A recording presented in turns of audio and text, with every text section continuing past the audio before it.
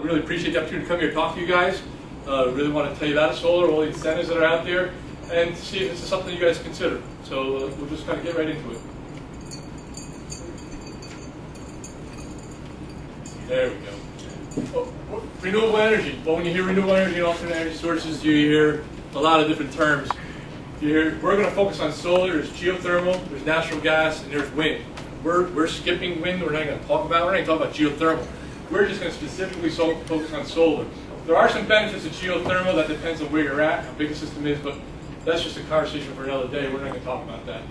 The other one is the energy conservation program. They should run hand in hand. I know you guys are probably doing a lot of energy conservation with your facilities right now, but they kind of run hand in hand. We talk about it. We should share with you what's going on out there, but they have a relationship, because when we design the solar system, we want to have it designed for the correct capacity.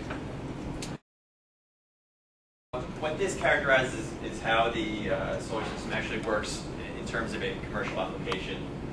You would have typically solar panels, mono polycrystalline panels mounted on your roof or ground mount canopy. That produces DC current, which would flow to inverters that would transition to AC current, which would then tie into your main electrical distribution panels in your commercial facility. From there, the electric could either be used by your facility, or it could be surplus electric would be supplied back to the grid through your utility meter. The objective of the utility meter is to monitor and net out the electric that you supply to the grid and as well as use. The whole objective is to net meter your usage. The whole name of the game in New Jersey is net metering. It's basically to match your proposed solar system size with how much electric you're using over past 12 months usage. You can't produce more than your facility would use, otherwise you would be a utility provider, which is a whole different ballgame. So in New Jersey, as you have a system producing in the winter months, it may fluctuate. In the winter, you produce less than you would consume. In the summer, you would produce more than you consume. At the end of the year, it would be net metered out. The objective is, again, to be net zero on your usage.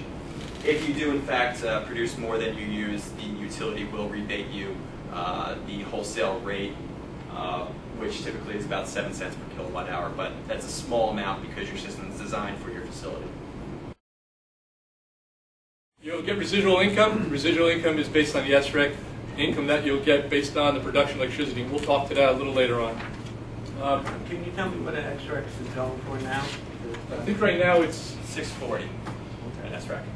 And last year we were promoting to pay the sub-wall between 4 to 6 years. Now it's between 2 to 5 years.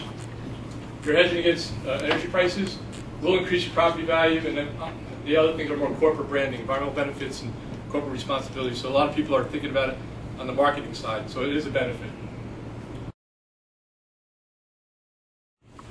One SREC uses 1,000 kilowatt hours of solar production. So when you produce 1,000 kilowatts, you get that one SREC. That's great. That's your residual income. That's what you want.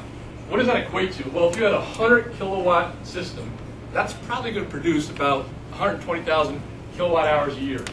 It's pretty much plus or minus. It might be 1.1, 1.3, depending on the type of the system, your efficiency of the system. There's a lot of other factors to it, but just for argument's sake, this is what we use.